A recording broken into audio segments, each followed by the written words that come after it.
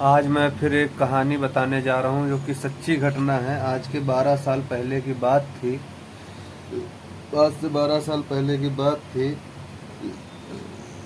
जो रमेश और रानी थे वो कॉलेज के प्रेमी थे और महाकाल उज्जैन घूमने गए थे। तो वहाँ महाकाल में दर्शन के लिए उन्होंने धीमे धीमे, पहले उतनी भीड़ नहीं होती थी, फिर दर्शन हुए। गर्भगृह में गए, वहाँ बेलपत्र, दूध, पुष्प और शहद वगैरह सब चढ़ा के शिवलिंग को स्नान कराया। उसके बाद 12 साल पहले मरी हुई पत्नी जो थी, जिसके साथ आया था, दोबारा आया तो उसके साथ नहीं आई थी। उसके बाद मिली और फिर हुआ चमत्कार। मतलब 12 साल पहले जो पत्नी मर गई थी, उसके बाद जब 5-6 साल बाद वो गया उज्जैन दोबारा घूमने, उसके बाद फिर क्या होता है सुनिए।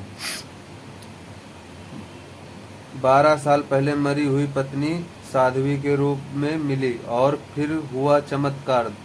देखो, मतलब 12 साल पहले मरी थी और वही पत्नी मरने के बाद फिर कैसे 12 साल बाद उज्जैन में साध्वी के रूप में मिली। मुंबई के रहने वाले ये लोग थे और रमेश भी मुंबई का था। उज्जैन महाकाल मंदिर में 12 साल के अंदर सब अलग अलग हो गया था। उज्जैन महाकाल नगरी की यह गलियां, शिप्रा नदी उसे पिछले 12 साल की याद दिला रही थी। 12 साल पहले रमेश उज्जैन आया हुआ था महाकाल बाबा के दर्शन करने, लेकिन वह अकेला नहीं आया था। उसकी पत्नी भी आई थी, लेकिन उसकी पत्नी नहीं थी। लेकिन इस बार उसकी पत्नी भी आई थी। उसकी पत्नी 8 साल बाद आया हुआ था। 12 साल के बाद फिर 8 साल बाद आया हुआ था रमेश उज्जैन महाकाल के दर्शन करने।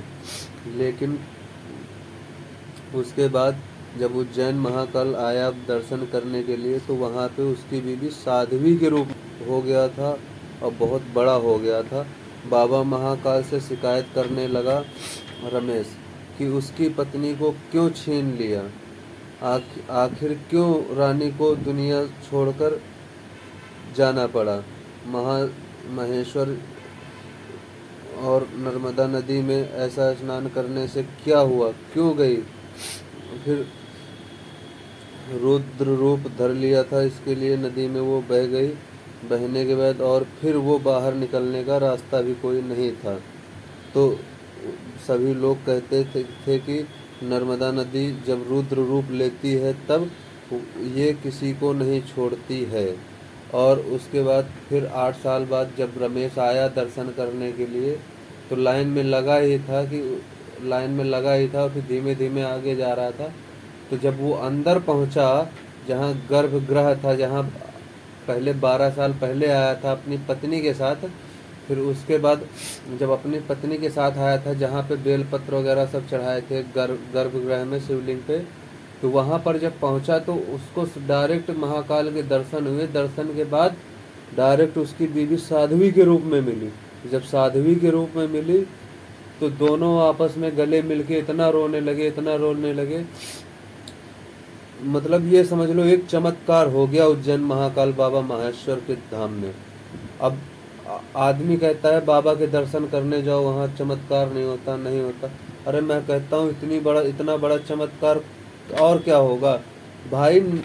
नर्मदा नदी में स्नान करने वो लोग गए थे और काफी ज्यादा अंदर चले गए थे, और जब रुद्र रूप धरा तो काफी ज्यादा बहाव आ गया था, इतना बहाव आ गया था निकलने का रास्ता नहीं था। और उसकी पत्नी उसी में बह गई थी, उसको तो किसी ने निकाल लिया था, वहाँ के लोगों ने किसी तरह। जब उसकी पत्नी वहाँ बह गई थी, उसके बाद 8 साल बाद जब वो दर्शन करने गया तो वहाँ उसके दर्शन होते हैं, और दर्शन होने के बाद उसको सीधा साध्वी के रूप में उसकी पत्नी मिलती है।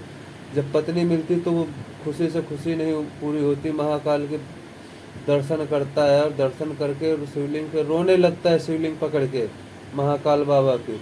तो वहाँ के पुजारी बोलते बेटा बहुत टाइम हो गया, अब आगे चलो, नहीं तो पीछे श्रद्धालु लोग खड़े हैं, वो लोग नहीं दर्शन कर पाएंगे। फिर वो कैसे कैसे करके दर्शन करके फिर वहाँ से पत्नी और दोनों जाते हैं घर। घर जाके जब घर पहुँचते हैं दोनों, तो रमेश के घर वालों को एकदम अचंभा हो जाता है कि अरे ये कैसे हो गया, ये तो 12 साल पहले मर गई थी। और 12 साल के बाद 8 साल बाद, मतलब 20 साल बाद, 12 साल तो पहले था, उसके बाद 8 साल बाद फिर जब वापस आई घर, तो 8 साल देख के परेशान हो गए सब उसके घर वाले कि 8 साल तक बताओ नहीं थी बीवी और 8 साल बाद ऐसा चमत्कार हो गया। भाई तो इसीलिए कहता हूँ भगवान को कभी मानो तो सच्चे दिल से मानो। भगवान सबकी मन्नत पूरी करते हैं और हमारी और तुम्हारी और सभी की मन्नत पूरी करेंगे। इसीलिए कहता हूँ हिंदुओं जाग जाओ, हिंदुओं जाग जाओ, हमारे भगवानों पे बहुत शक्ति है। जिस दिन भगवान का गला भर गया उस दिन तुम लोगों का गला भर जाएगा और तुम लोग कहीं के नहीं रहोगे।